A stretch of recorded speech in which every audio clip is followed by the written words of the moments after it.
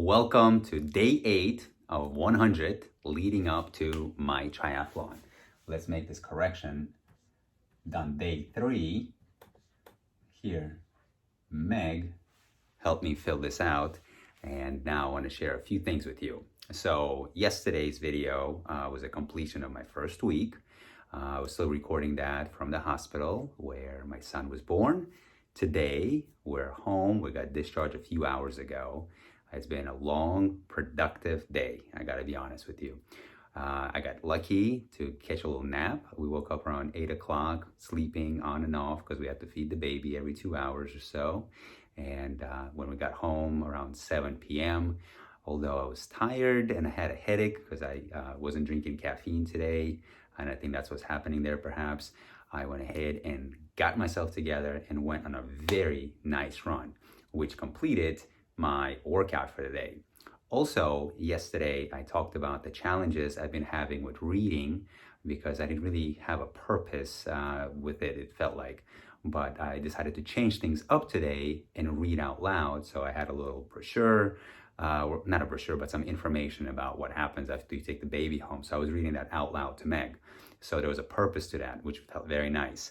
And then I journaled, I meditated, then I came back, worked out, now I'm recording the video, and it feels really nice to be on track.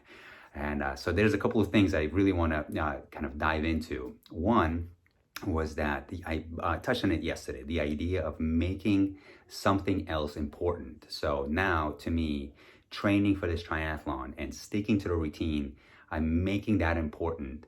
And as a result of that, I am not even thinking about, being out there, having a drink with friends or anything like that. So I was running today, kind of finishing up my run. Oh, and I increased things by a mile. So I went from 1.75 miles the last few times I went running to today running 2.75 miles. I could have done a little bit more, but I said, you know what, let's not push it. Let my body get used to it. Let my T-band get used to it. And also, since today was cold outside in Florida, it was like around 59 degrees when I went out, where I think it's where my Achilles tendon attaches to my heel. It's a little bit sore or hurts at first. So I just want to let things get comfortable and build up my stamina and let everything start working. So as I'm finishing up the run, I'm like, wait a minute, it's Saturday. And I'm out here running on a Saturday evening instead of thinking about being out and about somewhere. And I was reflecting on a fella I saw a couple of weeks ago before I committed to this. I was pulling up to downtown to grab a couple of drinks with my friends, and I see this guy running through downtown. It's evening, it's a Friday night, I want to say, or Saturday. I'm like, man, this guy is awesome. He's out there running right now. I want to be that guy. And so today I was that guy. So I guess I'm patting myself on the back, feeling proud about that. Oh, this is still my armband from the hospital. We're going to keep this. It's a keepsake for, the delivery date and all of that. So yeah, the idea of making this commitment important is taking my attention from all of the other stuff that doesn't really matter. On day 2 now of not watching TV, and granted there was not an opportunity to watch TV, but good. I don't want that. I don't want TV to be part of my life. I'm actually hoping that we'll be in a position to get rid of a TV because a buddy of mine, Jeff, he did that not long ago. He got rid of his TV, and when I came in to see that, I was like, man, that is so cool. No TV. I want to do the same. I don't want to be stuck there glued to watching a Netflix show or something cool on Amazon Prime, because there's always something cool to watch. Or HBO, right? I mean, who doesn't like Game of Thrones? So not having those distractions are allowing me to spend my time with purpose and concentrating on the important aspects of my life. And also, kind of the timing of this was just right. Starting this process before the arrival of the baby allowed me to start shifting my perspective, kind of having a little bit of a shift in my identity. And now that I'm going to be a father and I'm going to have a lot of new commitments, I'm going to have less time to waste. So my time management skills have to continue to improve.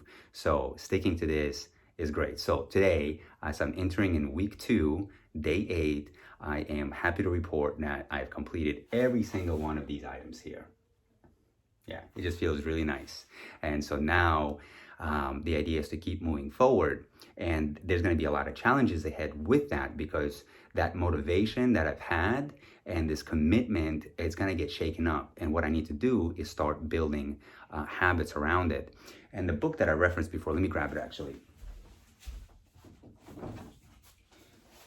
Here, this is the book, right? The Power of Habit. So I do suggest that you guys read this, because in it, he does really, the author, Charles, I can't pronounce his last name, but in it, he really breaks down and starts talking about kind of the science behind habit. And you know what, let's go ahead and get this out. And I guess maybe it's just worth drawing a circle here, because you have a cue.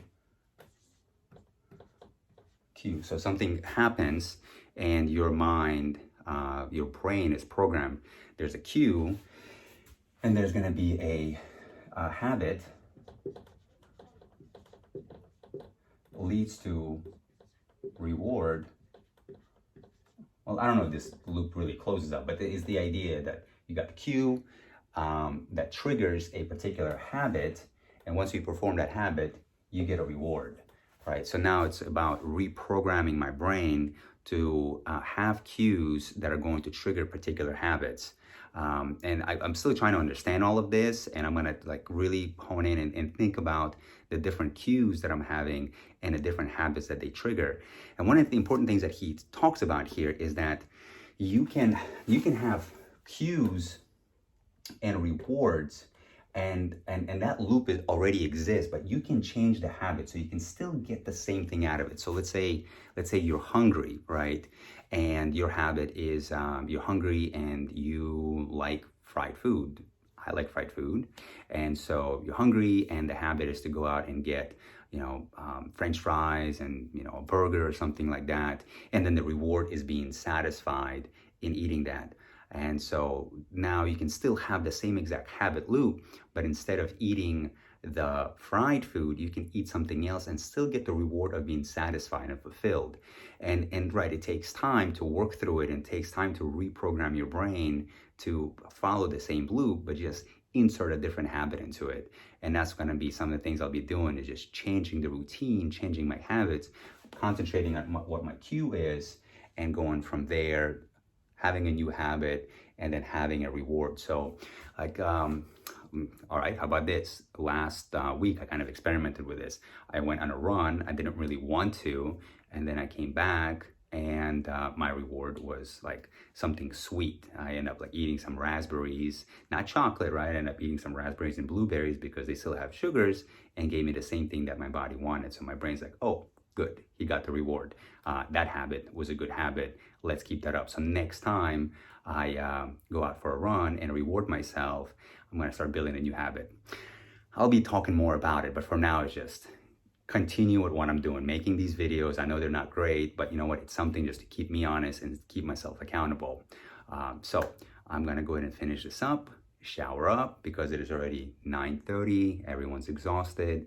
I got Meg, our baby, her mom, her sister, they're in the other room.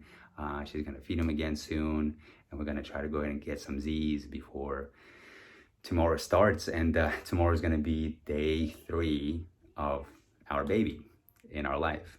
Oh, it's amazing. Okay, see you guys tomorrow.